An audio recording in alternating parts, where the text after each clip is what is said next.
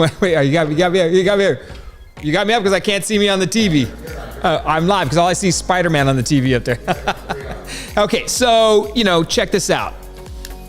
If you notice anything, we're in front of this, I'm like hovering over the city of San Antonio, like, woo, like Saulo has created a new background for the show, right? So we're sitting here, like I said, we're gonna up the game a little bit. We're not gonna just kick back and, just show up with a microphone and my iPhone with a microphone and just start talking and randomly doing things with our video or Facebook Lives or whatever. No, we're upping the game and we're bringing our A game, and Saulo himself created this amazing background on a green screen.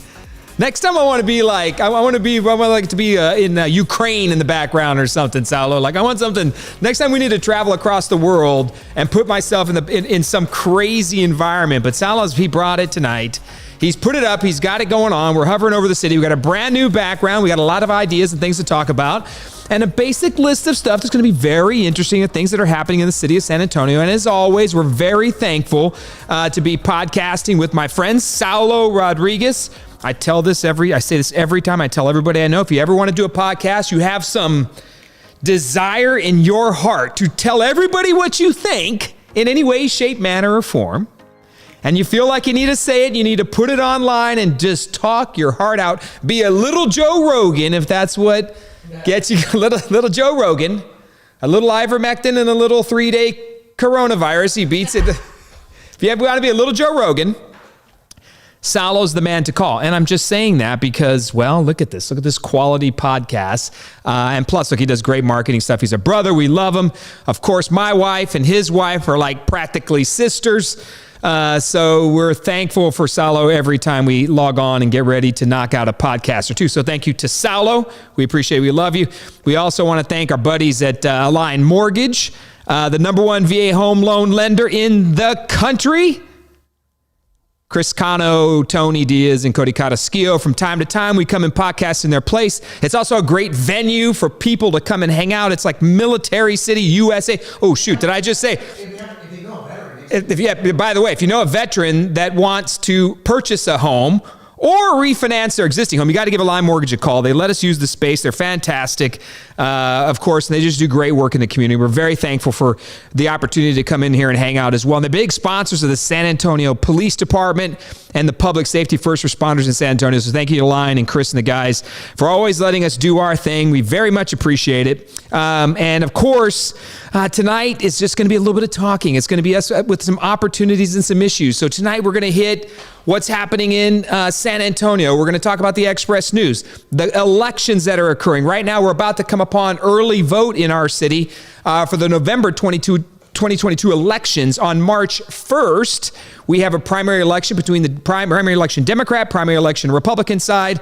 Early voting starts on February 14th, so we got some great stuff coming our way and some politics to talk about. We'll talk about Broadway, CPS Energy, and then we'll wrap up just kind of telling you what's going to be coming over the next few weeks. But we have to start with something somewhat humorous, and I'm telling you, while the news is melting down across the world, Omicron is 99.9% of all COVID cases in the country. We've got a new Supreme Court justice potentially coming on the court. We got Joe Biden melting down the world. We got Putin getting ready to go into Ukraine. We've got the Chinese getting ready to buck up on Joe Biden. We got the entire world flexing against the United States. I'm painting this picture for you for a reason. The whole world is flexing against the United States because, frankly, we have a weak president in the White House, right? So they see vulnerability in the United States, so they think they can come in and do things to poke at the United States. So before I get to that business in a minute, and President Joe Biden is 35% approval rating, before I get to that, and of course, Putin has 100% approval rating. That's because if you're against Vladimir Putin, you get sent to Siberia, right? But in America, you can say, I don't like that guy. Joe Biden, 35% approval rating. But when you do things in our country and you stand up for what you believe in, it doesn't always go your way. And it's not just in San Antonio. If it's me raising my hand saying, hey, this is what I think about the city of San Antonio or the San Antonio Chamber of Commerce. Yeah, I'm talking about you again. All these things add up, right? And all these issues. But one person stood up for what they believed in and said, you know what?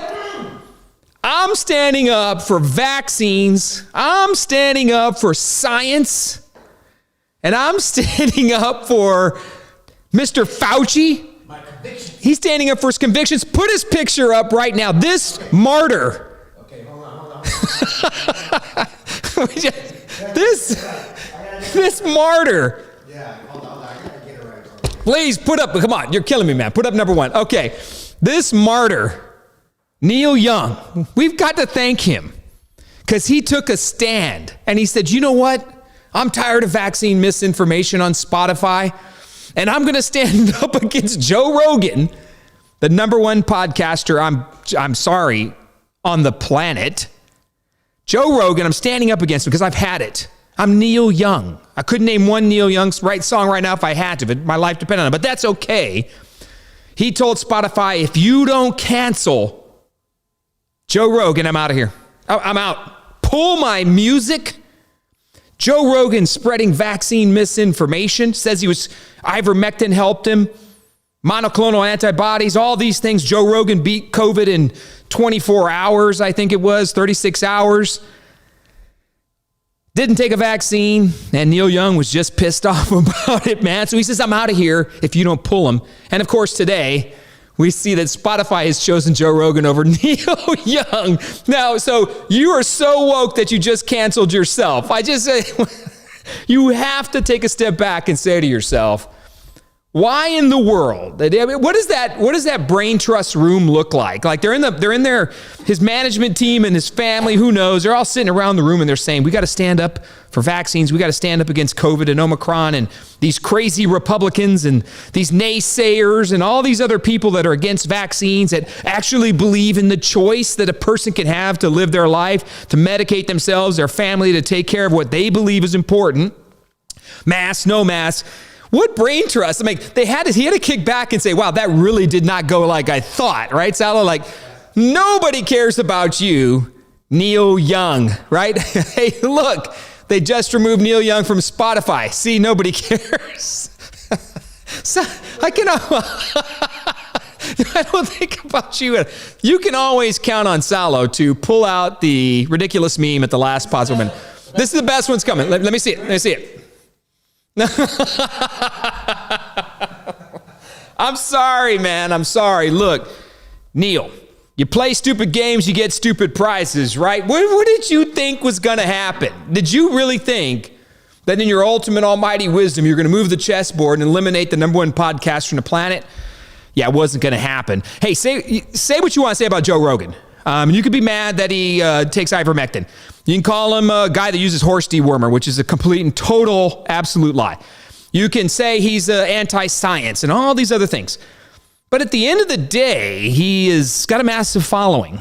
Spotify and all these businesses and companies, they're not going to run away from the almighty dollar. If Pfizer, Moderna, Johnson & Johnson, and all these other places can become the fastest rising billionaire companies, and it creates, I don't know, how many created like 10 new billionaires in those companies over Omicron, over Delta, over coronavirus, COVID, and all these new vaccines created more billionaires in the last couple of years than we've ever seen. You think for a minute if that you're going to stop that train over your almighty cause of believing in. No, bro, it's not going to happen. So Neil Young, we got to feel for him. He gave it his best shot. He's got to be at home right now saying to himself, yeah, that could have gone a lot different. Like, what was I thinking at that moment? And hey, look, Neil, we've all been there, brother. We've all been there. We've been there where you're thinking, I'm going to take a principled stand right now. And then it goes south and you're like, man, shit, why did I do that? Like, what? Oh, man, it's sad. And then you get this. You get Neil Young getting owned by Joe Rogan with UFC. Definitely the belt went to Joe Rogan, and he taught a lesson to the almighty Neil Young. So to Neil, we say tonight, R.I.P. Neil Young. Spotify, your music's gone. And of course, today, Apple Music was blasting Neil Young songs, so trying to save the day. But it's over. We appreciate you and thank you. So America, please be... Thank you for participating. Play stupid games, get stupid prizes. Don't make threats you cannot back up. Neil Young, adieu. We appreciate you. Enjoy your time on whatever app system you're going to. I think it's, what is it? He's going to MySpace. That's where he's going to go play his music, MySpace, or whatever ridiculous thing from the past. We appreciate you, love you. Adios. So let's move into some serious business. That required a few minutes of conversation just simply because, well, Neil Young screwed up. But I posted something, and I want to be careful here. I posted something about myself in the paper last week, right? So you got to be careful here. And I'm going to broach this subject under this caveat. In politics, the number one real rule of thumb is you don't amplify your opponent's attack, right? In other words, if they come and say you kick dogs and you run over grandmas in the street, you don't go out there and start talking about all the dogs you didn't kick. And once you get off your playbook in politics and you get on the other sides, you're in a losing battle. So you always try to stick to your talking points and you stay the course. And the media is this massive conglomerate, right, that basically owns the entire messaging machine. And in San Antonio, we used to be a two-horse town. We used to have a San Antonio Light. I don't know if you remember that. And then we've had the Express News. And then we've got a series of other media outlets. And over the last 10, 15, 20 years, we've all seen across the country where the media has began, the traditional media in the sense has began to die out. You see podcasters, you see online starting to ramp up. You see different growth mechanisms of people's outlets to get information. For instance, we got the San Antonio Report, La Prensa, you got Southside Report, you got all these things in San Antonio, but they don't really elevate right now just to a large media outlet source. The Express News, for better or worse, is still probably the top of that echelon of media outlet sources in San Antonio.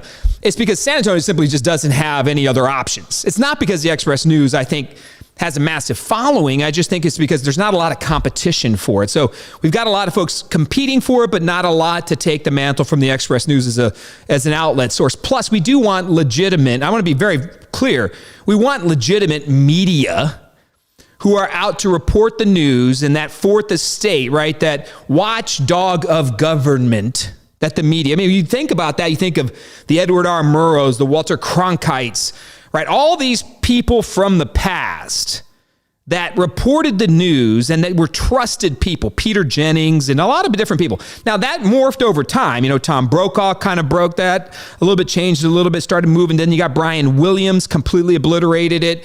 Charlie Rose obliterated it. All these things started changing, right? So now the media sources are all mucked up and everybody's lacking trust. In San Antonio, though, the Express News. So last week, like I said, you generally speaking don't want to amplify an argument, but there comes a time when the media says something, and if you're referenced in it, if it's completely and totally preposterous and untrue, you have to stand up for yourself.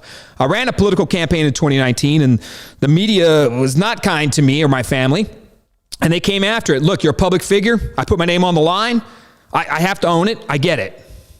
You got to own attacks. You got to own whatever choices and decisions you made in life. If you say I'm going to run for office, you cannot then turn around and whine about getting the media looking into your life. Now, all's fair in love and war, but there has to be some level of accuracy to the reported information. So if there's accuracy to it, then as a person who's targeted by the media or a political person, you then have to make an assessment. Do you respond to that or not? That becomes a political decision. So for me, in the past, I made a conscious political decision to not engage it and to basically ignore the attacks. Now, for better or worse, that was my plan then. And I came within 1,400 people go the other way, and I'm the mayor of San Antonio. But you know what? I made a choice to disengage and not really get into it with the Express News and not play different things. And that was one path I took. I could have gone the other way and done the complete opposite. But what happens is in that mix, if you don't stand up for what you believe in, or at least the truth, then that information sits out there, right? And so if they put an article or a story out there, it just sits there. And if you don't respond to it, it percolates. I'm not saying it percolates to where it completely destroys you. I still got 49% of the vote in 2019.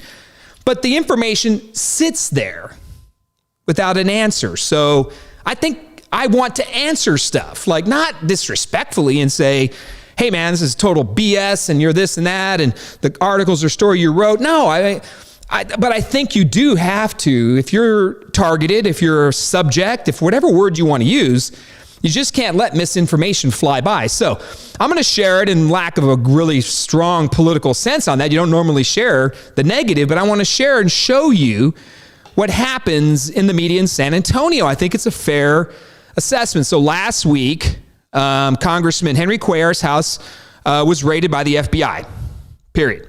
There's a lot of speculation as to why, what happened. I'm not even here to talk about the congressman. What I always say in these types of things is wait until the investigation's over and let's see what happens, because what shows up in the media and what happens in the FBI, as we've seen over the last few years, highly politicized. You just don't know what's happening. Wait it out. Everyone has the presumption of innocence until proven guilty. And to link anybody or to destroy someone's reputation until they've been held liable for, adjudicated, and then the decision is rendered, we should give people the benefit of the doubt. That's not how the media operates. We know that, and nor does the public. Let's be honest here. We're all now complicit in this rush to judgment. I see something bad, it just validates what I already thought of you anyways, right? So whatever. But we have to put ourselves in a position to say, look, this is what honestly happened. Congressman's investigated. We don't know the truth or not. It came out in a story from a particular online news magazine that a political action committee was formed by me a year and a half ago. And it was linked, and this is what the Express News said. If we could put up the graphic, I want to show you. No, put the other one up. There's a second. Put another one up. Got it backwards.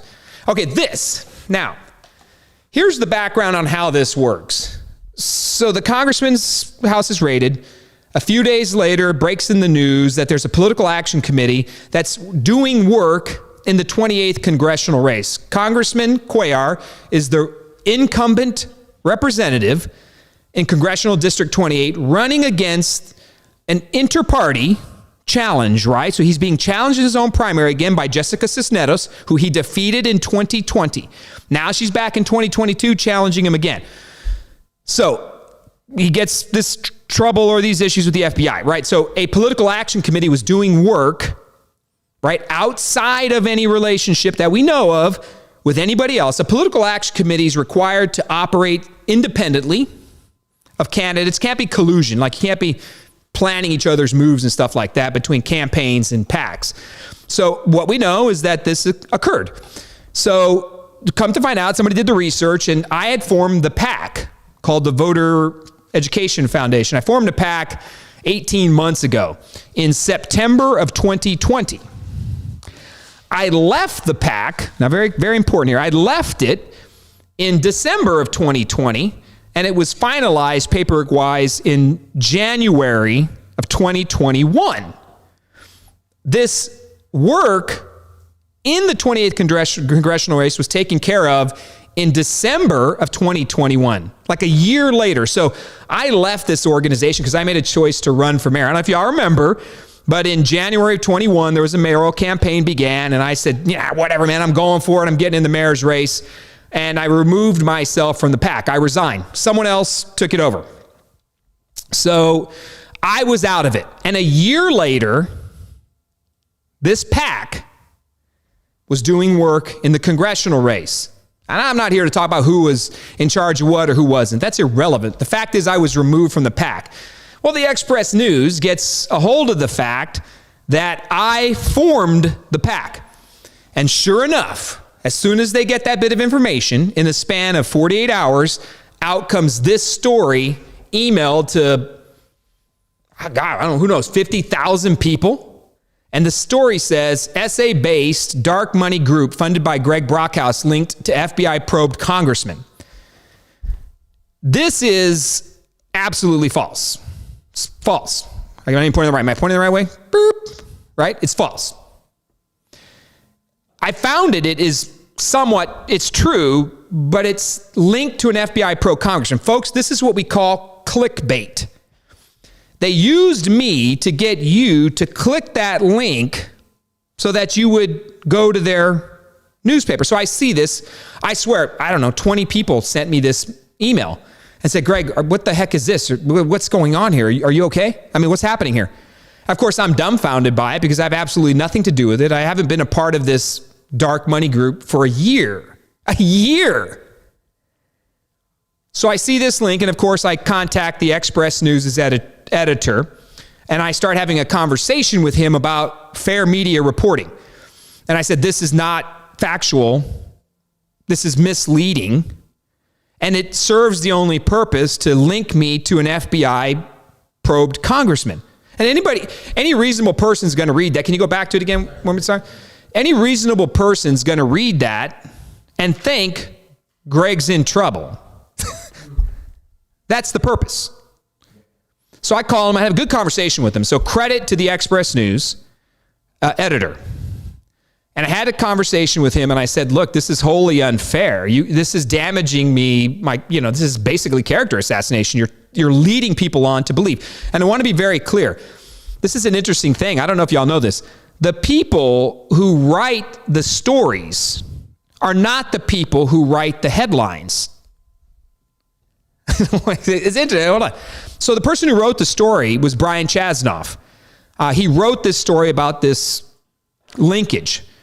But I'll tell you, Mr. Chasnoff, and we know Mr. Chasnoff and I've had some disagreements about comments and quotes and other things in the past, 100%. But actually, he quoted me fairly in the piece, and I wasn't misquoted in the actual story. I wasn't at all. So Mr. Chasnoff reported as what I had said. Clean commentary.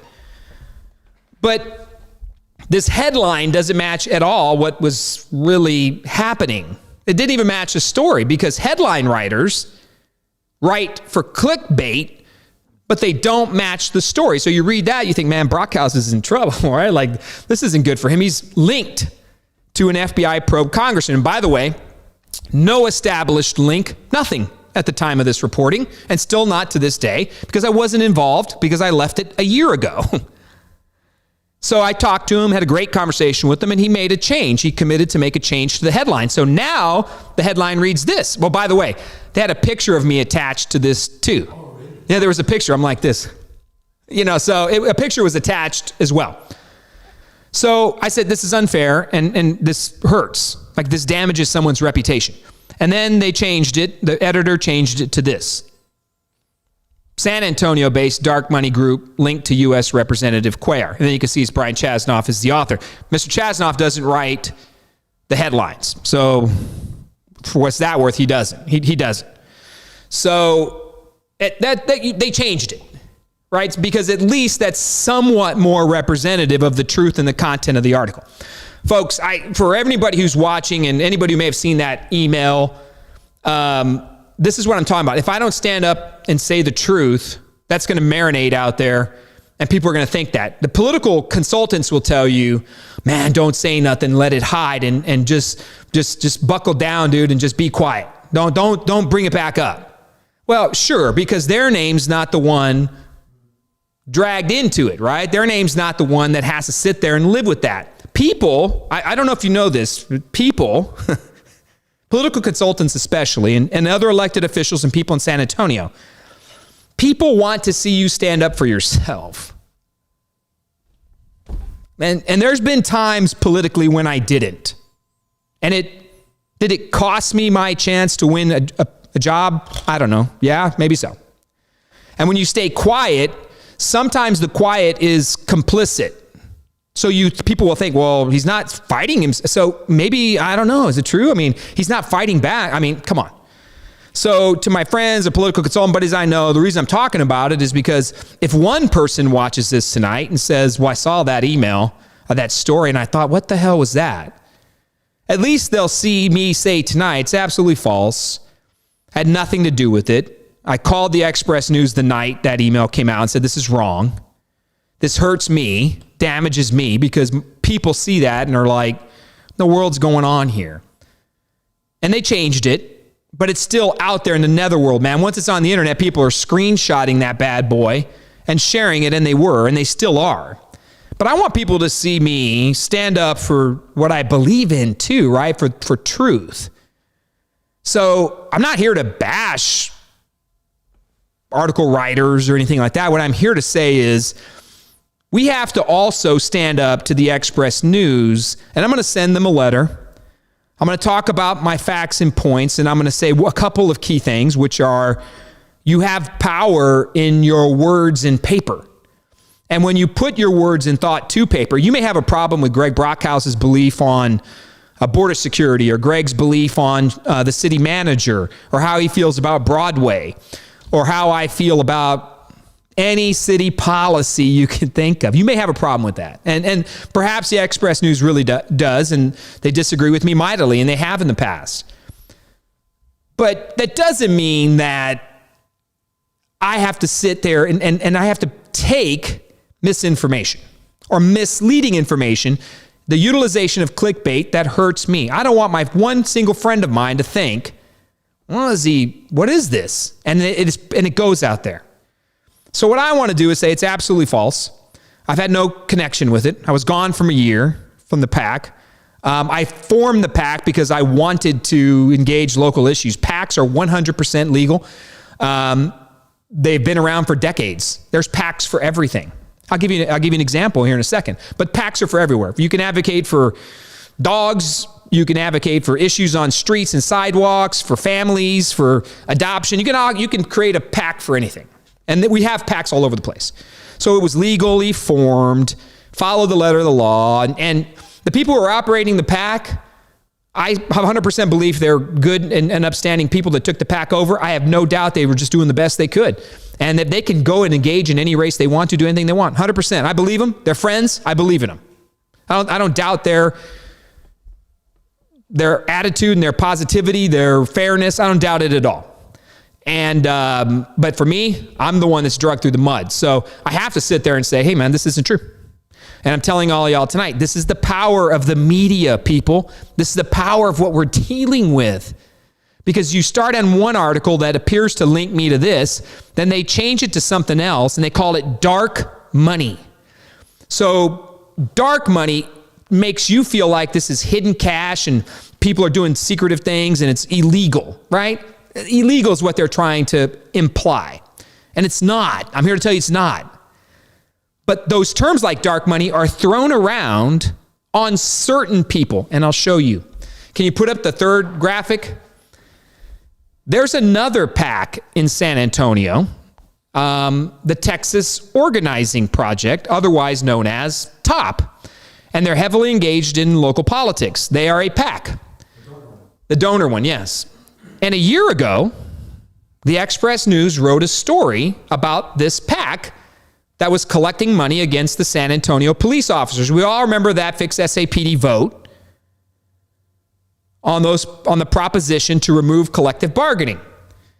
So the Express News was in favor of changing the police officer contract. The Express News has had consistently been against the San Antonio Police Officers Association union and the men and women of that union's plan to defend their health care, their pay and benefits, and their contract.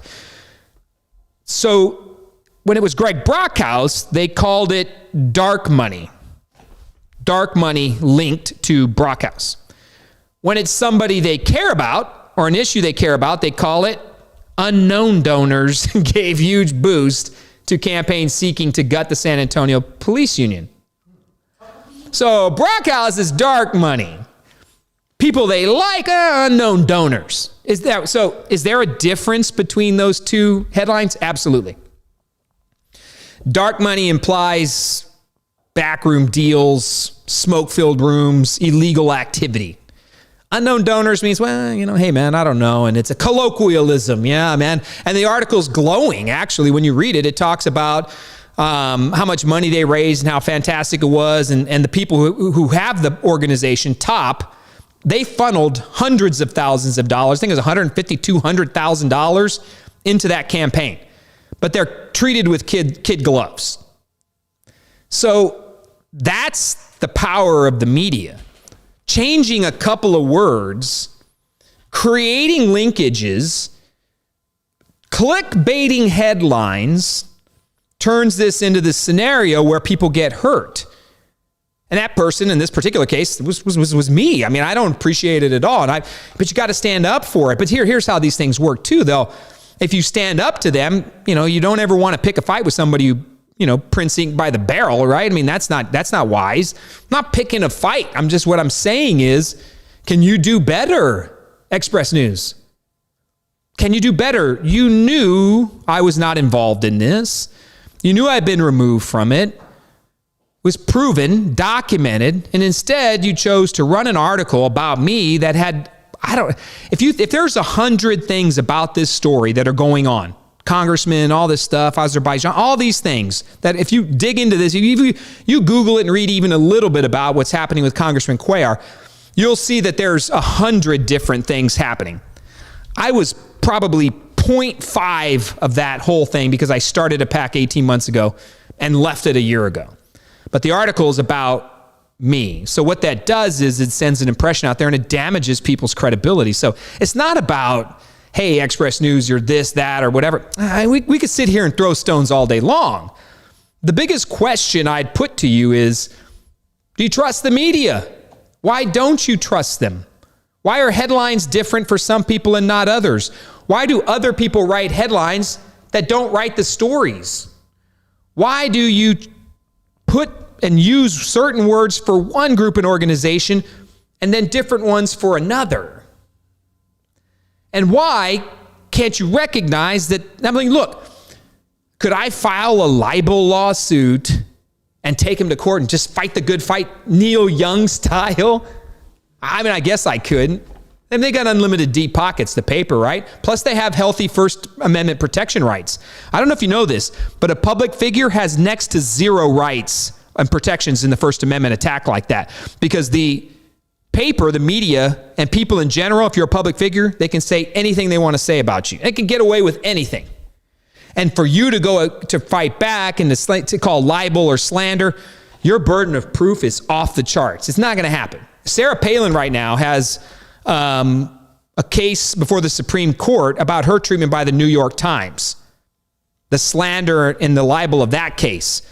Nobody thinks Sarah Palin's going to win, but it's at least gone to the Supreme Court because the Supreme Court has consistently shown protection of First Amendment protections for the media, and we want to make sure that they have an opportunity. But the media has changed since the founding, since our own First Amendment, right? Since the founding of our country, right? The media has morphed into something completely different. So we're going to see what this looks like from a libel perspective for Sarah Palin. But for me, I got no leg to stand on, man. I don't have $1 million to go fight the Express News. I don't want to. I don't want to. What I would tell you is, could they have done better?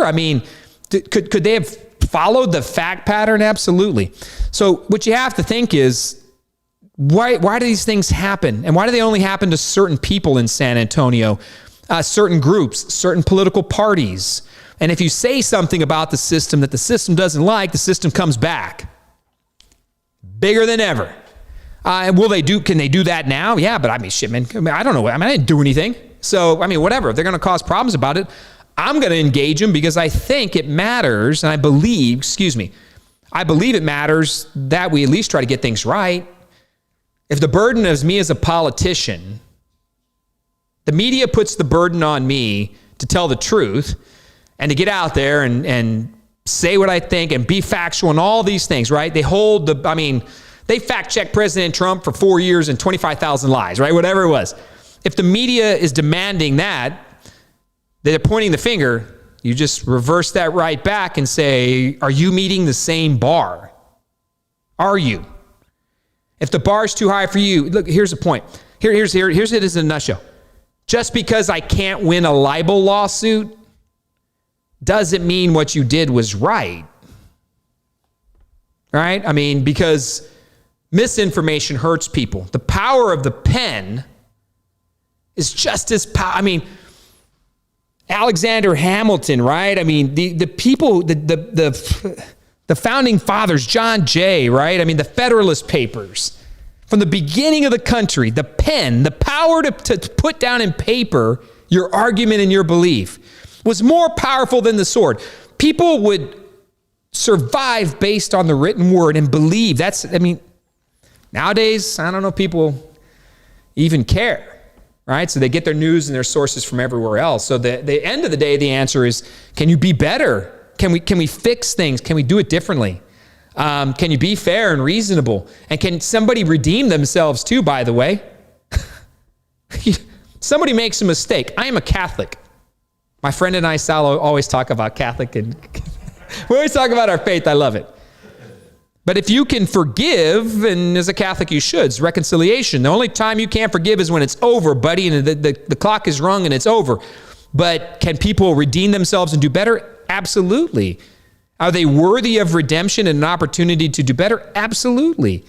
Media doesn't give you that. Now, the public, I'll tell you what, the public sure does love tearing somebody down, right? Depending on your political party or belief.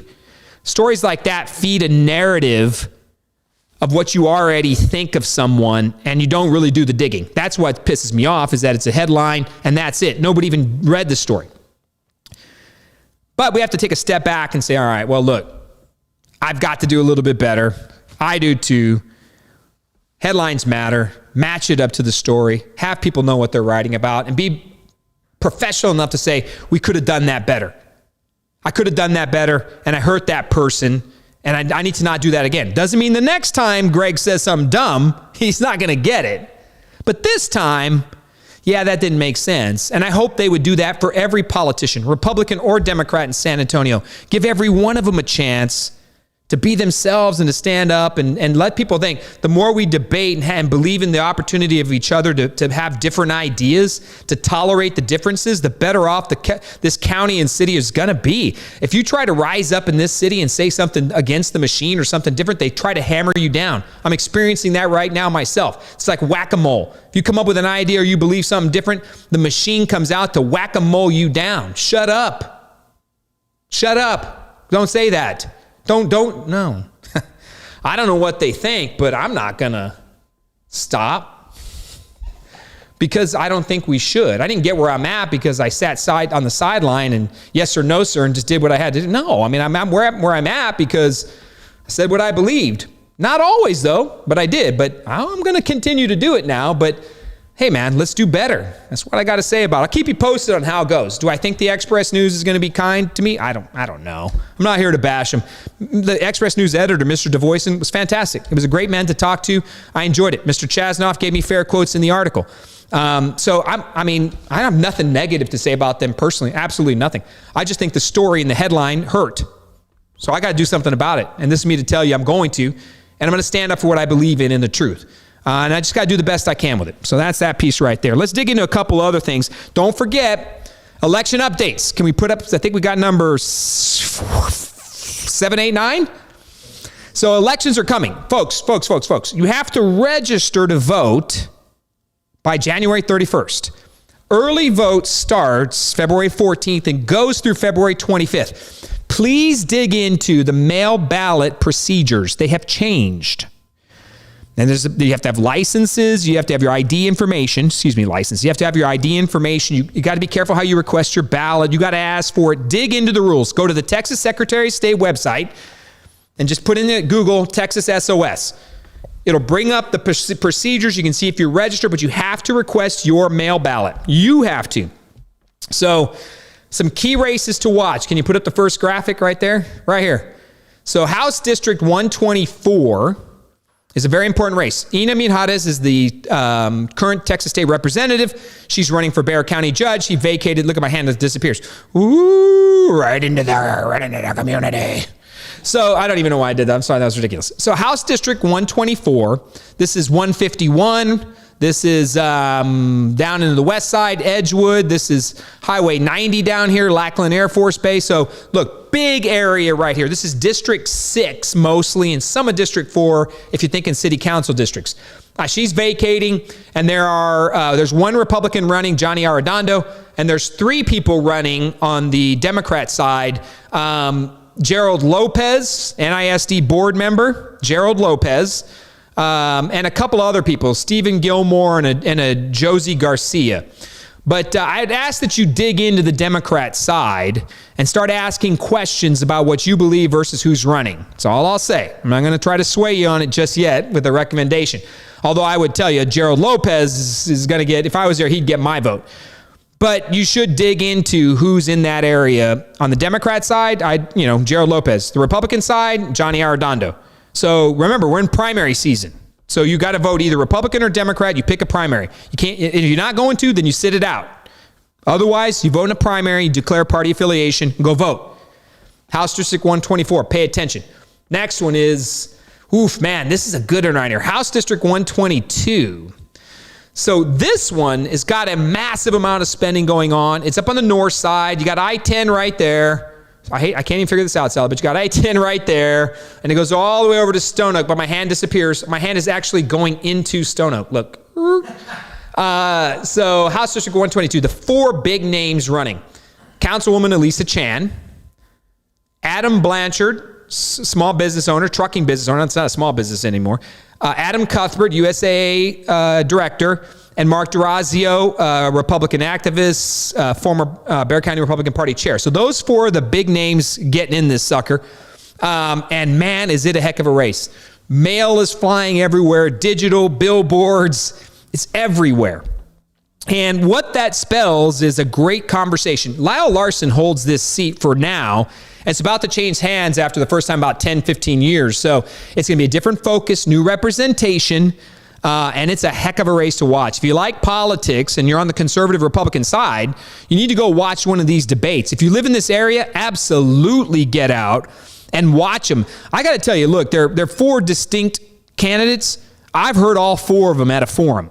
They're all four smart. I mean, they know their business. I think a couple of them stand out more than others, and I think one does particularly. But for right now, before I start talking about them individually, maybe I'll do that the next show. I got to tell you right now, it's a great race to watch. Republicans, gear up. Get to understanding who's voting out there. These are huge voting block areas. House District 122, big race, man. Big race to watch. And we've also got the Bexar County judges race. You can put that one up.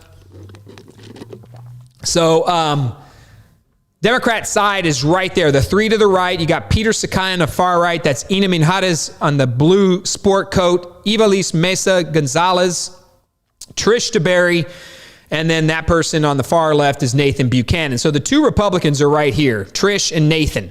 Trish DeBerry is going to win that thing running away. All right. Now, full disclosure, I'm a big supporter of Trish DeBerry. Okay? I support her. I help her. Whatever.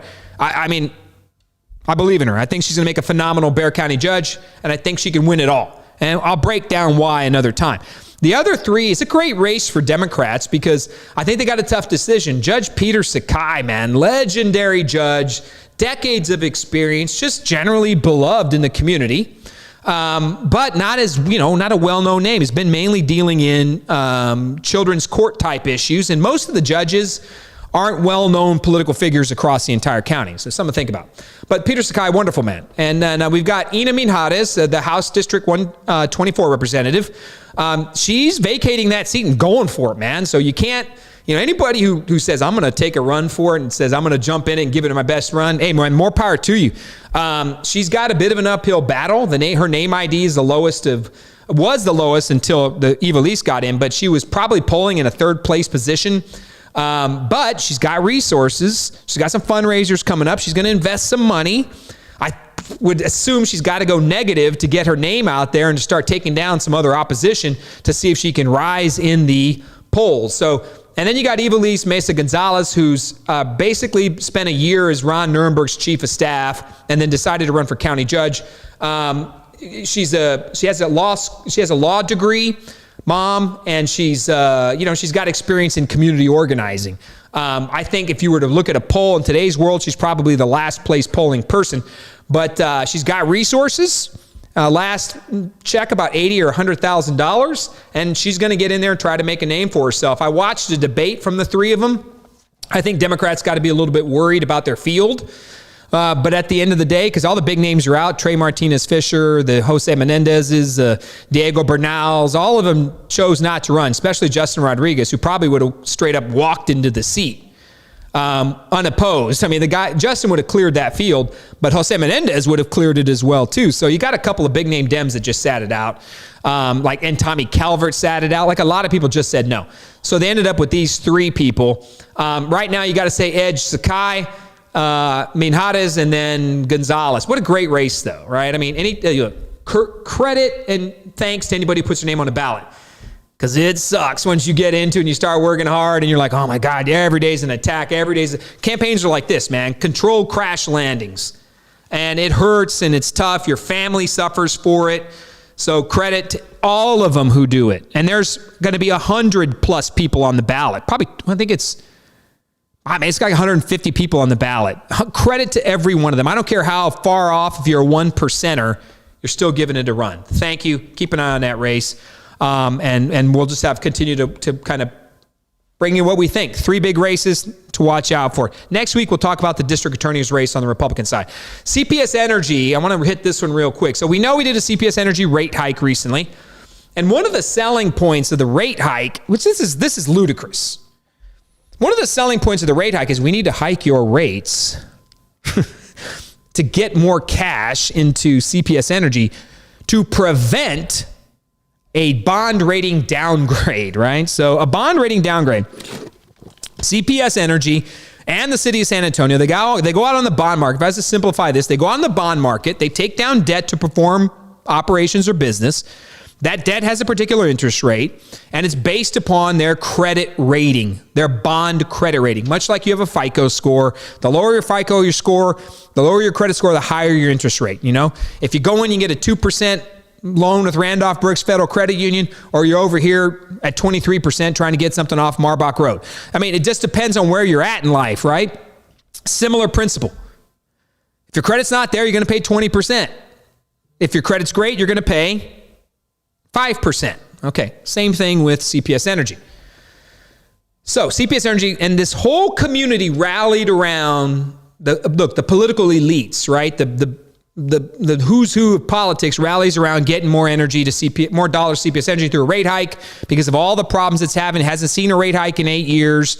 It got support from the city council. Terry Castillo and Jalen McKee Rodriguez and Clayton Perry voted against it. Mental note, those 3 voted what? I'm sorry. Courage, not John Courage. It takes courage to vote against the rate hike because the whole political machine is telling you to do it. The Chamber of Commerce leader, Richard Pettis, standing up there saying, pay it, pay it, pay it, pay it. It's only $5 a month, pay it. And we talked about that before. But the business leader of the Chamber of Commerce, he's up there screaming its positivity to go get it done. Meanwhile, one of their main selling points was, well, it's going to prevent a ratings downgrade. Well, guess what happened, people? Here comes their scare tactic, absolute BS. Moody's downgraded the utilities bond rating because of looming debt from the February freeze. They raised our rates. They used a scare tactic to get it done. They all ran around saying it was going to do it. And then we ended up, now it's been approved and voted on by the city council in an 8-3 vote. The only 3 voting against it, McKee Rodriguez, Castillo, and Perry. And the rate hike didn't make a hill of beans of difference on the rating downgrade. Why? Because CPS Energy is a broke entity from the beginning. Lipstick on a pig. That's what the rate hike was. Lipstick on a pig. It doesn't change the fact that it's a broke organization, lacks transparency, fairness, equity. It lacks all of it. You had people spending tens of thousands of dollars on partying and graft.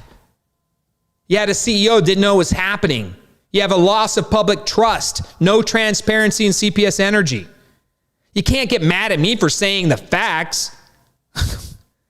They weren't getting the job done. Rate hike didn't even matter. It didn't save them from a ratings downgrade, so now their bond debt's going to cost more. We don't know what's going to happen with all that debt from the February freeze still. We know that parts of it are getting paid over here. By the way, CPS Energy was sitting on $1 billion of cash and investments in reserves before the winter freeze. But again, we don't know that place. That place is a locked hole. The transparency is not the first and foremost thing at CPS Energy. I'm just telling you right now, it never has been. And those people who sit on that board, you got to run. Look, people be careful. You don't want to screw too much with CPS Energy also. I think you got to fix the machine. But CPS Energy provides about $350 million a year to the city budget. We should get that right. The mayor of San Antonio sits on the board of CPS Energy. That's an important entity. By the way, nobody in the county does, and I think that needs to change too. Like in Bexar County, they have no representation on that board, yet 1/3 of the ratepayers live in the county, not the city. So think about that. That rating downgrade was an absolute joke. We shouldn't, I mean, it sucks.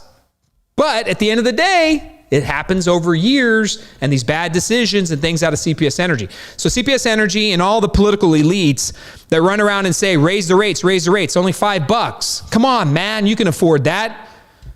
$5 is a difference maker for some people in this community hitting their Medicare medicine installment that month. It's $5 of gas to get back and forth to work so they can make $100 for the next day to live. $5 on a fixed income, when you start adding in all the other fees, taxes, in the Biden inflation, when you start adding in all that stuff, yeah, it matters to people. Matters. And now it's going to cost more. Everything's costing more. So if someone complains about $5, I listen to them, right? Because I'm like, yeah, man, $5 makes a difference. When someone complains against somebody complaining about $5, it's probably because the $5 it's change in their Lexus. Right? It is $5 doesn't matter. Somebody living on Weesach up in Monte Vista, $5 don't matter there. $5 matters to somebody living down on San Joaquin. All right, but hey, man, it's a progressive city, right? That's the most progressive city council in the history of city councils. We got you, man. We're going to take care of things. Now, only 3 people voted against it. 3: McKee Rodriguez, Terry Castillo, Clayton Perry. 2 of the furthest left council members and the farthest right council member. That's a unique coalition of people saying this ain't right. But the machine ruled the day. Got the rate increase they wanted, which did absolutely nothing to stop the bond rating downgrade. All right, let's close it up with Broadway and TxDOT. So this one's a kind of a BS move. So we got to stand up a little bit for fairness. This isn't one we got to dig into. So today, first of all, a little background. Broadway is a state highway, 6 lanes. Over the last few years, there's been negotiations, bond dollars, and a plan to take Broadway, shrink it down to 4 lanes, create bike lanes, and invest about $42 million over 2.2 miles of road. They've been negotiating with TxDOT and the Texas Transportation Commission to make that happen, to get that road back to San Antonio. So if you didn't know this, Broadway is a state highway. It's not a city road. But the city believed they reached a contractual agreement to bring that back and spend the money, bond dollars, into redoing Broadway. Well, lo and behold, over the last week, the state of Texas says, hold on a second here. The Texas Transportation Commission, Greg Abbott has a clear lanes policy program that is his goal is to reduce congestion across the state of Texas. And that means being very careful with state highways that we don't reduce roads that causes more congestion, more traffic. So the Clear Lanes program from the State House, from Governor Abbott, is to relieve congestion, continue to build roads, and be very careful. The city's plan was to take Broadway and shrink it. Well, the state of Texas came back and said, yeah, no. So now this Broadway program is completely on hold. City of San Antonio is running around screaming this is absolutely a 180-degree twist from the state of Texas. And of course, the Texas Transportation Commission voted unanimously to pull this back from the city of San Antonio. What an interesting development over the last couple of days. We don't know where this is going to end up yet. Got to imagine there's going to be some legal warfare over this one as they try to say, hey, hold on a second, you committed to this. The city of San Antonio is going to say, oh, no, we did. Hold on a second here. I got the proof. State of Texas is going to say otherwise. State of Texas does not want to reduce Broadway. They're saying you can keep it as is. So, man, keep an eye on this one because we got a lot of bond dollars put towards this. We got a lot going on in this particular area. You got the Pearl. You got multi-million-dollar homes. You got a lot going on in the Broadway zone. It has been the city's focus for the last 15 years to revitalize this area. Frankly, in really causing problems for the rest of our community. We've invested so many millions of dollars into Broadway and that corridor to the detriment of the rest of the city, I would tell you, because the rest of San Antonio is suffering. Some place they haven't seen a street in 40 years, a street repair. Broadway is going to get in all these bazillion dollars, just like certain parks get money in this town, tens of millions of dollars. Broadway's been getting hundreds of millions of dollars. So we got to think about that stuff. We got to work together to kind of figure out what's happening on the show here. So we'll dig in, we'll watch, we'll see what happens as the city of San Antonio stands up and says, no, we can reduce Broadway. State of Texas says they can't. This thing could be headed to some sort of legal issue, but in any event, things have changed, man. And now this entire project's on hold. So that's the updates for tonight. We appreciate you tuning in. And thank you to Saulo for the fantastic green screen, although my hand disappears from time to time. If I kind of fall off screen, I don't really know what's happening right there. Low, right? So we're gonna get more. So Saulo, you can never stop him from coming in with something at the end that really just makes me feel absolutely ridiculous. So he talks such heavy issues, and then I read, sorry, I took my pants off. I thought we were hard. Solo, man, I love it. The horizontal bread, I'm not gonna lie, it's freaking me out. You have a disease caused by your diet. Should I change my diet? No, not at all. Here's a pill.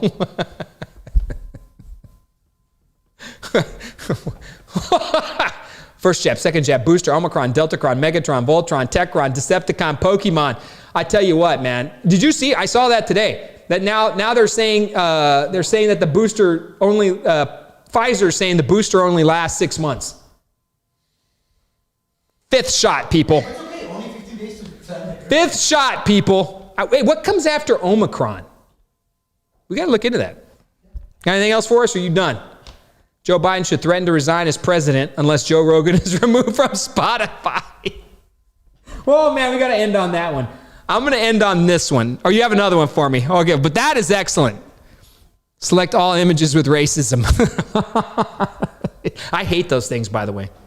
I can't ever get them right. I'm always messing something up, man. It's always out of whack. Waiting in line for your 56th booster shot to stop the 89th variant that comes with the 23rd wave. That's actually where I think this whole thing is going, right? Endemic is coming. What did they call it, right? Endemic, where we just pretty much live with it. But they were talking today about a new booster shot only lasting 5 or 6 months, and you got to get something new. So that's it. That's 1 hour.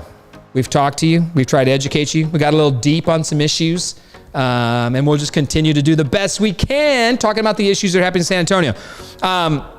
If you got some basic concerns about or things about I say or ideas, reach out, tag us, put it in the comments, and let's have a conversation about it. You want to come on the show and talk about it? Let's come on the show and talk about it. Visit, join, put a chair right here, and let's have a conversation about what you think or what's going on or what's happening in the world. I will sit next to anybody, I don't care who you are, and have a conversation about the future San Antonio or the issues or things that are happening in our community. I'm all about it, man. I don't care. I'll sit here and talk with you all day long. We can sit here and have we have some pan dulce. We'll sit here, we'll drink a Coke, zero, and we'll do what we can about trying to come to an agreement or an understanding about what's happening. I'll join you anytime, place, you name it. We'll bring the camera and we'll sit down and just say, hey, how can we get better? How can San Antonio get better? What's happening in our community? Let's bring out the information, ideas, news. Let's put it on the table and find out what's great about the city. I'll talk about it all day long. But right now, this moment, all I can tell you is thank you. Continue to like and share it. When we come up again next week, we're going to start to sprinkle in some good ideas and some other things because you just can't be somebody comes up and rails against it, although there is so much broken in our city. It's so hard to not say what's broken. And we got to highlight what's great too. And I got some stuff next week you're going to love about people doing great things in San Antonio. And it's going to be fantastic. So we appreciate you. We thank you.